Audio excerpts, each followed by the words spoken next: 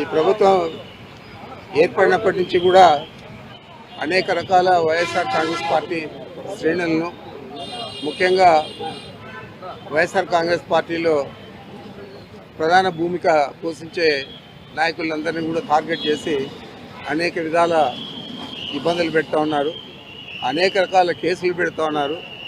ఈరోజు ఇక్కడ పరిస్థితి చూస్తే ఒక తాలిబన్లనో లేకపోతే ఏదో విదేశీ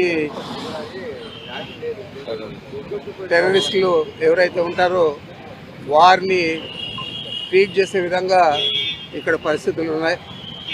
మరి ఒక ప్రజాప్రతినిధికి ఇవ్వాల్సిన గౌరవాన్ని ప్రజాప్రతినిధులుగా ఉన్న చంద్రబాబు నాయుడు కానీ వారి మంత్రివర్గ సభ్యులు కానీ ఎందుకు విస్మరిస్తూ ఉన్నారు నాకు అర్థం కావడం లేదు. మరి ఇది ఇలాగే కొనసాగిన ఇబ్బంది లేదు. వైఎస్ఆర్ కాంగ్రెస్ పార్టీ శ్రేణులు తప్పకుండా ఈ పరిస్థితిని అధిగమించి ఈ ప్రభుత్వానికి బుద్ధి చెప్పే రోజులు దగ్గరలో ఉంటాయి.